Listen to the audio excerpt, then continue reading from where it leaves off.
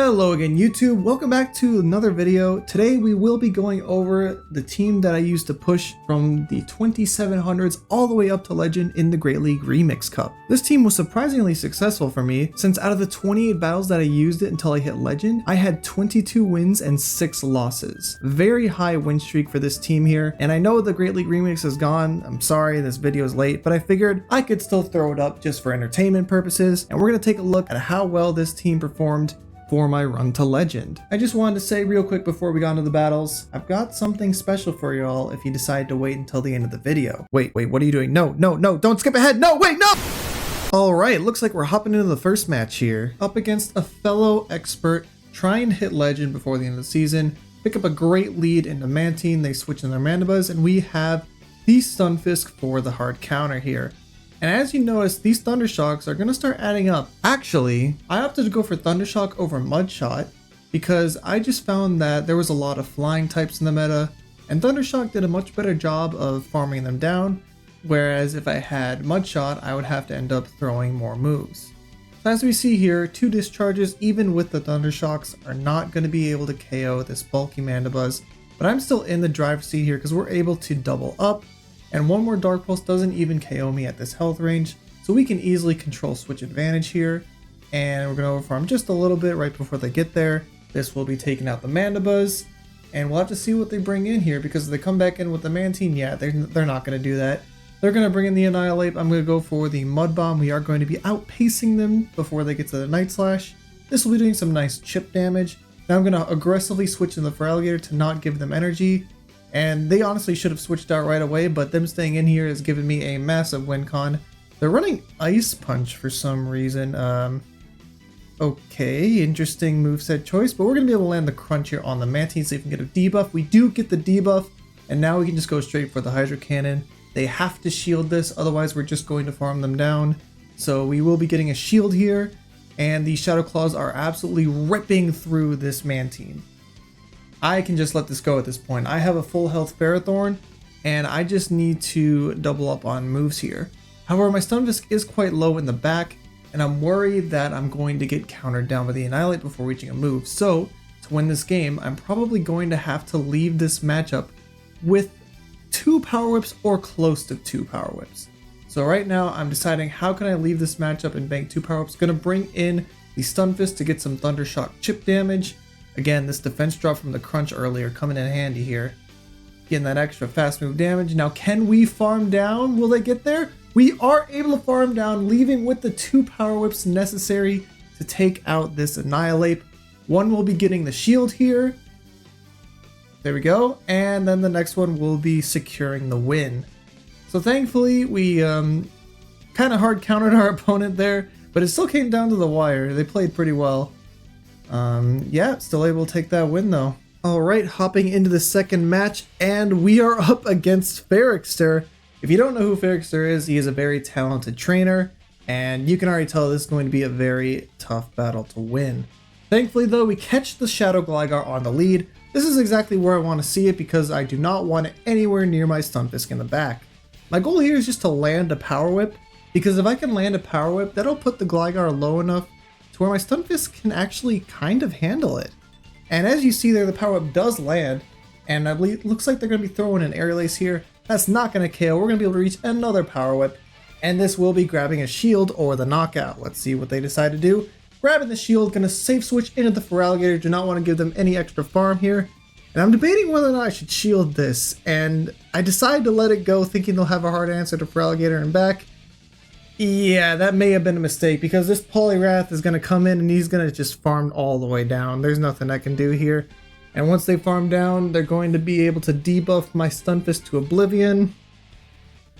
So it's already not off to a great start. I'm going to be over farming though, knowing that he's going to throw on the CMP. And I want to maximize my energy, so we're going to throw right before he gets to a second one. Gosh dang it, Discord. You didn't hear that notification, I promise. Alright, they're going to be shielding up the Mud Bomb to get off a second debuff, because, you know, debuff users, they love the debuff. But I'm okay, I still got the Ferrothorn in the back, where I can reset my debuff. They're bringing in the Gligar here, but I'm actually able to KO with this Discharge, even though I am double debuffed. And now if they bring in that Poliwrath again, I believe I'm actually going to be able to get the farm down. And yep, we are able to get the farm down here. And they have a Jellicent in the back. I switch into my Ferrothorn to reset the debuff, but in doing so, I end up giving them a ton of energy for free. And that's going to cost me this game because 1 Surf will easily take me out, and 2 Discharges barely don't KO from full health. My only win condition there was to catch, but I believe Ferrixer would have seen that coming, so GG's, and well played. Alright, let's hop into the third match here. Looks like we got Ferrothorn into Empoleon. Pretty good matchup for me. I'm deciding whether or not I want to bait with the Power Whip or just go for the one-shot. And I'm thinking I really want to guarantee either a shield or just a KO here, so I am going to be going for the Thunder. Let's see if this connects. It does not connect. They are going to throw up the shield. Okay, so we have shield advantage. There are 2 Drill Pecks, but I believe I can survive both Drill Pecks coming through here. That's not a Drill Peck. That is a Blizzard. Okay, you know, respect to the opponent. Running some cool moveset with the Blizzard. They are going to be catching this next Thunder on the Hypno because they were not able to farm down in time. But this is okay. I can bring in the Feraligatr and force the CMP tie on the Thunder Punch. This Hydro Cannon will be KOing the Hypno unless they want to give up their final shield. They do not want to give up the final shield. Alright. Hypno goes down, and Empoleon comes back in, and they're able to reach what I assume to be a Hydro Cannon, because you kind of have to run Hydro Cannon. Yep, it is. We're going to be shielding that up, and we're going to be able to farm up. And right before they get to the next Hydro Cannon, I am going to be throwing the Crunch to guarantee the knockout. I wasn't sure if Hydro Cannon would KO here. They are going to be shielding up anyway, though, so they're obviously weak to Feraligatr in the back. At least I think they would be, otherwise why else would they shield? So I'm going to be shielding up, and it's not something weak to Feraligatr. It's a Mandibuzz. Okay. Interesting shield by the opponent, but we're going to be able to throw these Hydro Cannons, and this game is just over at this point. I have a full health Stunfisk in the back. This Empoleon is in range for a Mud Bomb to KO. And this Mandibuzz is just not going to be able to put in enough work here. They aren't even able to get the farm down before I reach another Hydro Cannon, so they are forced to throw. I can just bring in the Stunfisk, and thanks to me having Thundershock, I could even farm down if I wanted, but all I have to do is just double up on moves here. So let's see what happens. Gonna be farming up, and they're gonna be throwing some energy. I imagine they will switch here, but it's already too little too late. I am almost at 2 moves. They do switch. Yep, we have the double Mud Bomb. And you know what I gotta do. They're running Mandibuzz. We gotta throw the BM Mud Bomb. And hopefully this KOs. That'd be quite hilarious, actually. Aww, boo. Well, either way, GG's to the opponent. Even if I don't like your team, that Blizzard was quite spicy. Alright, hopping into the penultimate match here, let's see who we get as our opponent. It's going to be a Legend player. Let's see if they can gatekeep us or not. We are leading Ferrothorn into Superior. You would think that this is a neutral matchup because both of us are grass types. However, the Superior has the neutral hitting Aerial Ace, and while Aerial Ace isn't the greatest of moves, neutral damage is still neutral damage, and these Aerial Aces will be adding up. I can only go for the resisted Power Whip because it does get stab. I believe it is more efficient here. Actually grabbing a shield because I built up to the Flash Cannon, so they actually respected the Flash Cannon there, which was very nice for me to grab an early shield. However, I do want to get rid of the Superior because my back line obviously doesn't want to see it. So we are going to be building up and throwing another Power Whip. I'm doubting I'm going to get another shield. Yeah, they're not going to shield twice.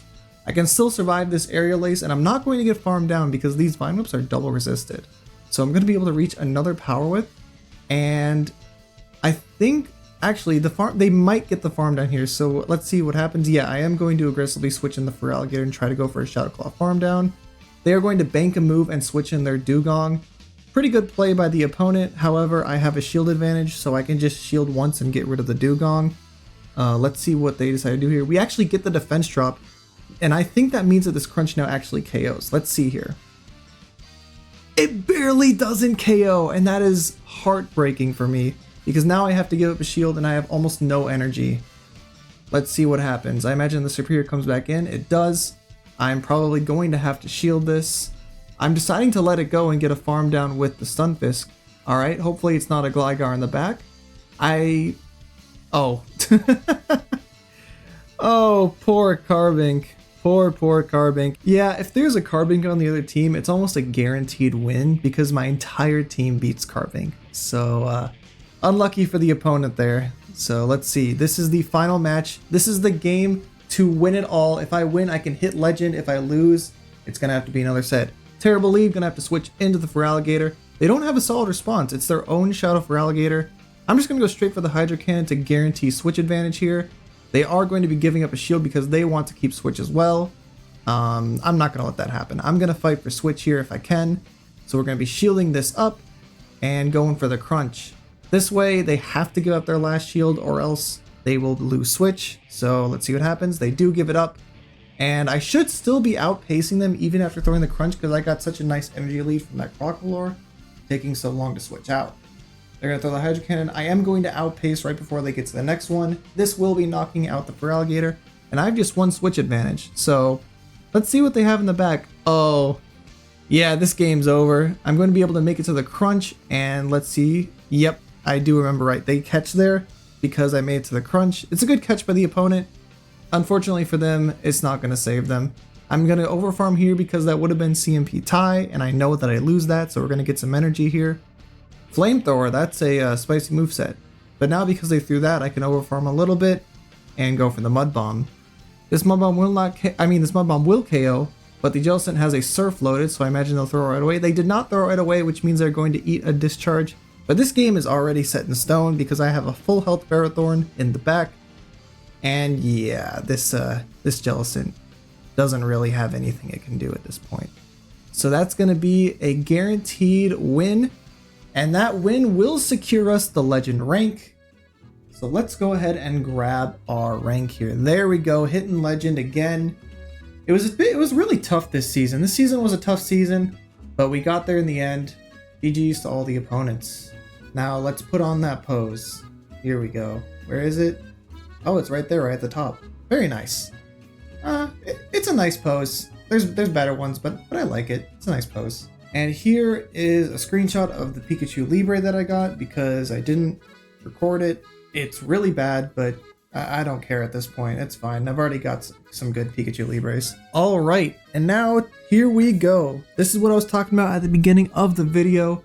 This is an Excel spreadsheet that I've created that details every single battle that I did this season until I hit legend. So as you can see here, I have my opponent's teams listed right here. I have the battle result here. And then I also over here have my team that I used, the league that I played in, and even what rank in ELO I was at when I battled. I also included the dates that I battled, but we don't need to look at that. So you may be asking, what is the point of this? Well, honestly, I just thought it'd be fun to take a look at all of my battles over the season. And the main thing I was interested in looking at was how well did I perform and how much should I get hard countered or hard counter my opponents. So as you can see here in this column, I have decided to the best of my ability whether a matchup was slightly negative, negative, very negative, neutral, slightly positive, positive, or very positive. And the way I decided this was, well, mostly just based off of the matchups of each mon into each other. I generally prioritize the lead matchups, since a lot of the time the person with the winning lead can control which of their Pokemon is aligned onto their opponent's Pokemon. So for example here, in this first battle of the season, we have Galarian Stunfisk, Charjabug, and Azumarill versus my Shadow Dragonair, my Empoleon, and my Ferrothorn. So we take a look at Dragonair versus Galarian Stunfisk. I'd say that this matchup, Dragonair having access to Aqua Tail can definitely make it close. I'd say this matchup is slightly negative for Shadow Dragonair, so my opponent will have more freedom on which of their Pokemon get aligned onto my back Pokemon. Because Ferrothorn is such a hard wall to Azumarill, the opponent would be forced to place their Charjabug on my Ferrothorn, leaving Empoleon to have a slightly positive matchup versus the Azumarill in the back. This would lead to a slightly negative matchup for me between my Ferrothorn and the Charjabug, and then a slightly positive matchup for me between the Empoleon and the Azumarill. However, since the lead Pokemon was slightly negative for my Shadow Dragonair, this matchup overall, I would say, was slightly negative. So that's just to give an idea of my thought process for how these matchups worked and whether I decided a matchup was negative or positive. I do take into account certain other factors that might affect whether a matchup was positive or negative, such as core breakers. If I get core broken on the lead, then it's immediately a negative matchup. However, if one or both of my 2 back Pokemon have positive matchups or aren't hard countered at all, then that wouldn't be such a negative matchup because my back 2 Pokemon could probably carry me to victory. Now that I've hopefully generally explained the idea behind my thought process for each matchup, let's take a look at the results, shall we? I should probably explain this row here.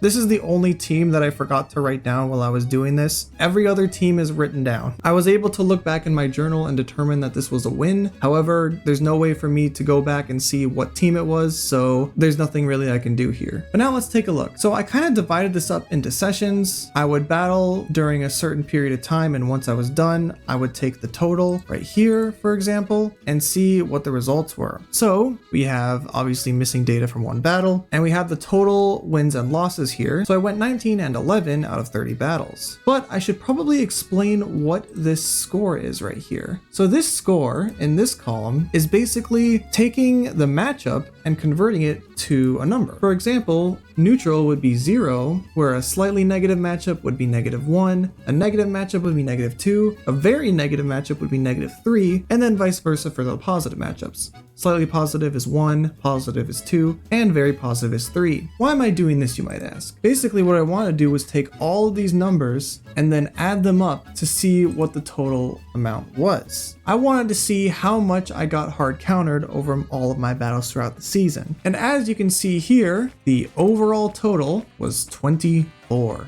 For all of those battles, that's not a big number. And what you'll note is that the number is positive. This means that I actually ended up getting more favorable leads than not. But by how much? In theory, this number should be 0 if you were to battle an infinite amount of times, because it should be mostly luck whether or not you get hard countered or not. So let's see what my average score for each battle would be. We have a total of 420 battles. I swear I didn't do that on purpose. Over a score of 24. And that leaves a score of roughly 0.057 for each individual battle. I say that this number is pretty insignificant. If I were to take all of my battles over the season, on average, each battle would be a neutral matchup, as it should be. But now let's take at some of the other interesting things here, like this. So it took me 420 total battles to hit Legend, and I got 258 wins out of those battles. That comes out to a win percentage of 61.4%. This percentage would most likely get closer to 50% if I continued to battle this season, since I would reach my peak elo and I would start losing more battles as I face stronger opponents. But as of hitting Legend, it was 61.4%, so that looks about right. So yeah, I just thought it was kind of cool to take a look at all of my battles over the season, and I thought I may as well share it with all of you guys too, so hopefully you enjoyed looking at this. But before I end the video, why don't we take a look at some notable moments here. So right here, you can see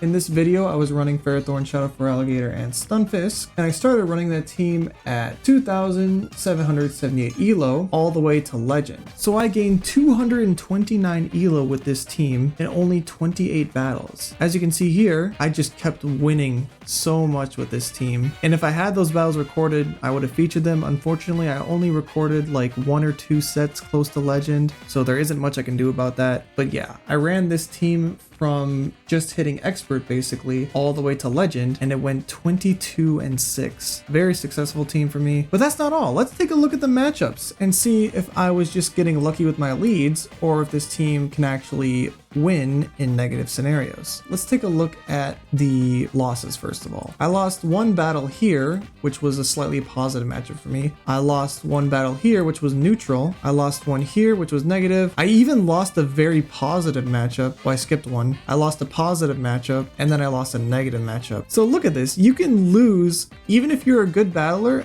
and you hard counter your opponent, you can still lose. That's why getting hard countered shouldn't be what you focus on. You should just focus on your gameplay, because you can turn these matches around. Let's take a look at this one. Let's take a look at this. Shadow Alolan Ninetales, Mantine, Quagsire. I have a Ferrothorn on the lead that basically beats their entire team. I have a positive matchup versus the Charm Ninetales. I have Thunder for the Mantine. They're not going to switch into Quagsire. I'm a grass type. So Ferrothorn is outright just beating the whole team basically here. But let's check out the back matchups too. We have Feraligatr and Unova Stunfisk. For Feraligatr, I'd say it has a slightly positive matchup versus the Shadow Quagsire. You could argue that Shadow Feraligatr is neutral in the Mantine and Quagsire. For Stunfisk, I have a very positive matchup in the Mantine and a negative matchup in the Quagsire. So overall, the backline's rounding out to roughly a neutral matchup in total. However, because I have the Ferrothorn on the lead, I am most likely able to dictate switch advantage. So my Ferrothorn will take out the Shadow Alolan Ninetales, I could align the Stunfisk on the Mantine, and I could align my Feraligatr on the Quagsire.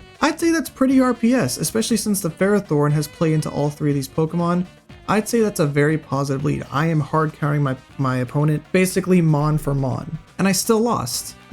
My opponent was able to find a win con and beat me in the end. I think what ended up happening was the Quagsire baited with an Aqua Tail against my Feraligatr and landed a Stone Edge, and then they were able to take out my Stunfisk, if I remember right. So yeah, I just wanted to point that out. You can still lose if you hard counter your opponent, you can still win if you get hard countered. Let's take a look at some of the notable wins I had with this team. So you can see here, yeah, I had a lot of positive matchups with this team. Like, this is the first negative matchup I had, but even with a negative matchup, I still won. And again, another negative, win, another negative, win. Like, this is what I'm saying. I did have mostly positive matchups with this team just because it was hard countering the meta that I saw. But even when I did get those negative matchups, I would still be able to take home wins. And even if I got good matchups, I could still lose. Just something interesting to look at, I think. Let's see if I can find a reverse example where there is a very negative matchup and I'm able to get the win. All right, after scrolling for a little bit, I found it. Here is a very negative matchup based on team comps alone that I was able to win. We have Shadow Feraligatr into Shadow Electivire. I'd say that's pretty negative. I know Feraligatr can fight back just because Electivire is so glassy, but let's take a look at the backlines here, okay? So I have Shadow Magneton and Stunfisk. Since the Electivire is more likely to be able to control Switch, I will probably get my Stunfisk lined up on the Ferrothorn, which is very negative, and Annihilate on the Magneton. I'd say that's a pretty hard counter line. You could even argue that I was core broken by the Shadow Electivire because Shadow Magneton doesn't have a great matchup against it either. I imagine Wild Charge would one-shot Shadow Magneton, so you could even argue that I got a bit core broken too. So yeah, Mon for Mon hard countered. However, I think how I won this game was I was able to call an Ice Punch bait from the Electivire, grab a shield with a Hydro Cannon. After that, I switched in the Magneton, made it to a Magnet Bomb, and was able to get the Annihilate very low or grab the final shield. Then all I had to do was bring in the Feraligatr again to force the Annihilate to throw. Then I could just farm down with the Stunfisk, and Stunfisk with either 2 shields to 1 or 2 shields to 0 was able to take out the Electivire and the Ferrothorn. I believe that's how I was able to take that win. Now there was another thing I wanted to look at, and that is, what did my win percentage look like before I went on that giant win streak?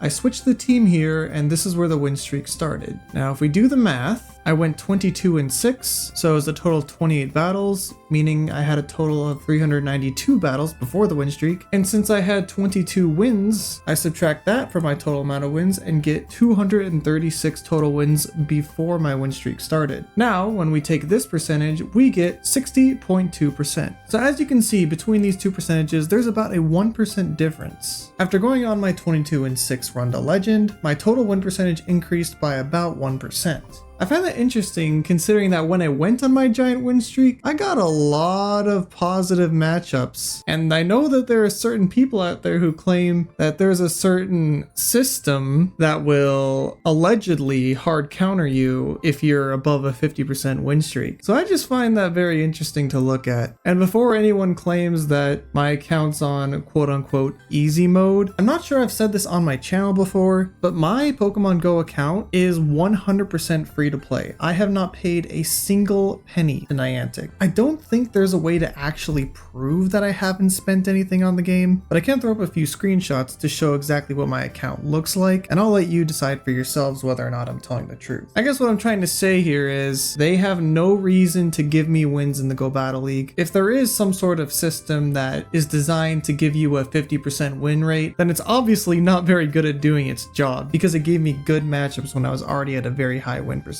So yeah, anyway, I just thought that this was interesting to look at. If you have any thoughts about this in the comments, feel free to drop it below. I always try to read all of the comments because I am interested in what you guys have to say. Even if it's just something as simple as saying you enjoyed the video, you know, that makes me feel good. It makes me feel like it was worth it to upload. With that said, I'll see you all in the next one.